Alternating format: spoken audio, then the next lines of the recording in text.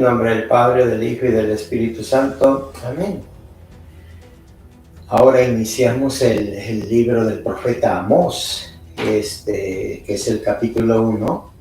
Y realmente el libro de Joel con el libro del profeta Amós, nosotros encontramos los mismos lamentos de todas las infidelidades que causa el pueblo hebreo, Israel como Judea a Dios. Y entonces el profeta les dice todo lo que han hecho, ¿verdad? Es una retórica del pecado y las consecuencias de todo el pecado que viven. Entonces el capítulo 1, versículo 1 dice: palabras de Amós, que fue ganadero de Tecoa, visiones que tuvo acerca de Israel en los días de Usías, rey de Judá, y en los de Jeroboam, hijo de Joás, rey de Israel, 2 años antes del terremoto. Dijo así: el Señor ruge desde Sión, alza su voz desde Jerusalén. Las majadas de los pastores están de luto. Se seca la cumbre del Carmelo. Así dice el Señor: por 3 delitos de Damasco y por 4 no le perdonaré. Por haber triturado a Galaad con trillo de hierro, enviaré fuego a la casa de Hazael y devorará los palacios de Ben-Hadad. Romperé el cerrojo de Damasco, aniquilaré al que se siente en Bicat-Aben y a quien empuñe el cetro de Bet-Edén, y el pueblo de Siria será deportado a Kir. Dice el Señor, así dice el Señor: por 3 delitos de Gaza y por 4 no le perdonaré. Por haber deportado en masa cautivos para entregarlos a Edom, enviaré fuego a las murallas de Gaza y devorará sus palacios. Aniquilaré al que se sienta en Asdod y a quien empuñe el cetro de Ascalón.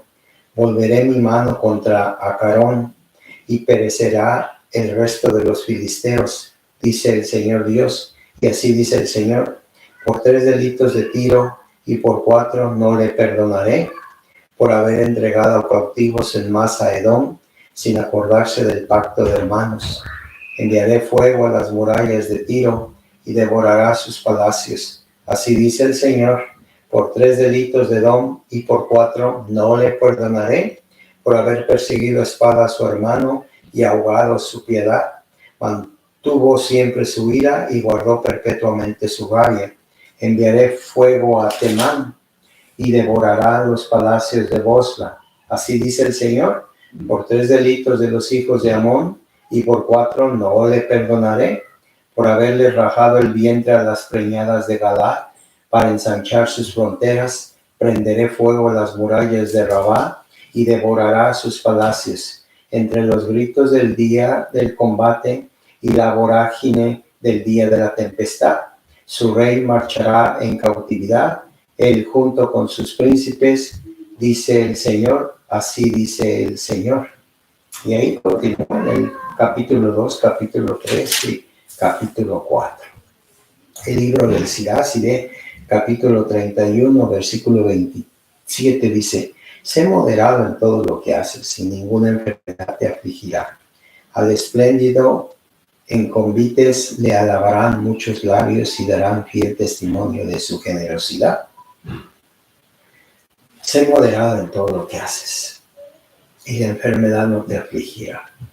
Casi siempre vemos eso, ¿verdad? Que si somos moderados en lo que hacemos, pero si abusamos de estar sentados, de trabajar muy duro, de trabajar con la espalda, de trabajar en el frío, de trabajar con las manos, de trabajar en el mucho calor, si no somos moderados en lo que bebemos, en lo que comemos, en lo que vemos, cuánto dormimos, cuánto menos dormimos, entonces la enfermedad nos va a acosar. En la primera carta a Santiago dice en el versículo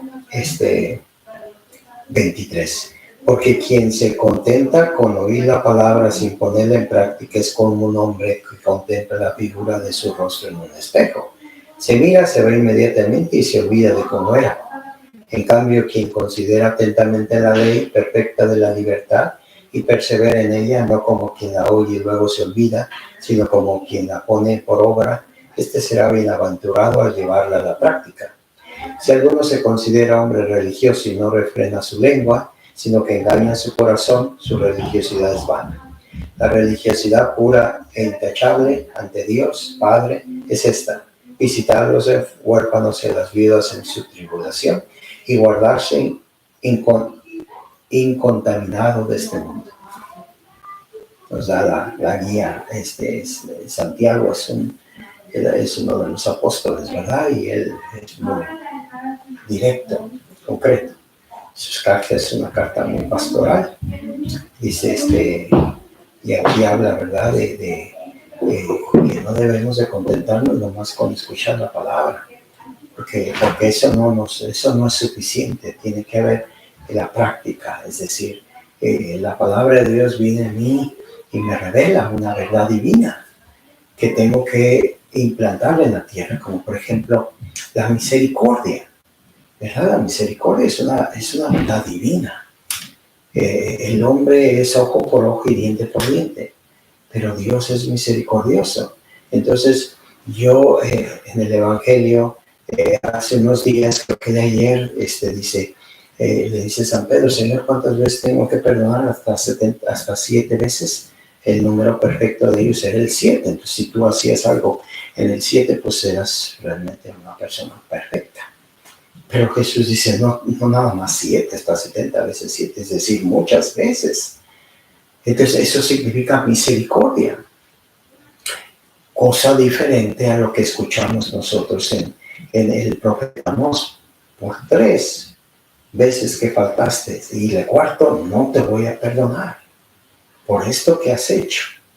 Y entonces aquí en el Nuevo Testamento nosotros escuchamos ese Dios misericordioso, ese Dios que ellos no habían descubierto. ¿Por qué no lo habían descubierto? Pues porque Jesús no había venido, porque Jesús es la revelación del Padre, porque nadie puede ir a Dios si no va a Jesús. Porque solamente las revelaciones que el pueblo tenía eran una parte. Estaba preparando el Señor a su pueblo.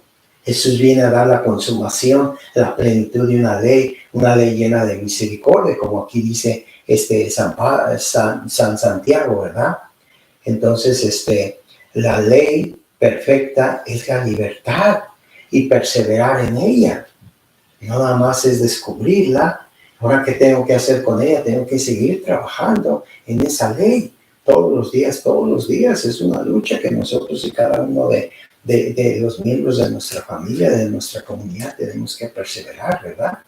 Entonces, y esa ley perfecta, pues obviamente nos lleva a la acción. Aquí dice San Santiago, pues atiende a los huerfanitos, cuida de las viudas, cuídense de lo contaminado de este mundo. Obviamente Santiago experimenta una realidad que hay huérfanos y hay viudas. Y entonces en esta carta pastoral pues le está diciendo, hey, hay que atender esto, ¿verdad? Si no existiera eso, pues no se mencionaba. Siempre la palabra de Dios es una aplicación a una realidad. Lo que estaba pasando, Dios y el actuar, la consecuencia de esto, ¿verdad? Siempre es qué está atrás del texto. ¿Cuál es lo que está atrás del texto? Nos está diciendo que es probablemente que había comunidades que estaban abandonadas a las viudas y había niños huérfanos. Entonces dice, aquí hay que aplicar esto. Y también habla de si tú te consideras religioso, ok, pues refrena tu lengua. Es decir, San Santiago tiene revelación de Dios o tiene las experiencias pastorales de que hay personas que la lengua se desliza, como no tiene hueso, dicen por ahí. Pues entonces dice, ¿cómo es que tú eres religioso? ¿Cómo es que tú vas a la iglesia? ¿Cómo es que tú vas a la sinagoga? ¿Cómo es que tú lees los salmos? ¿Cómo tú participas en la fracción del pan? Y mira tu lengua, devora, mata, asesina. Entonces siempre la palabra de Dios nos va a llevar a una práctica, ¿eh? Y la práctica, ¿qué va a ser? alejarnos de la contaminación de este mundo. Y no me refiero a la contaminación que hay del medio ambiente, de todo pecado que nosotros conocemos. Y hay veces, dice el Salmo responsable, ustedes ven correr un pecador y se echan a correr con él. Que el Señor nos bendiga, el Padre, el Hijo y el Espíritu Santo. Amén.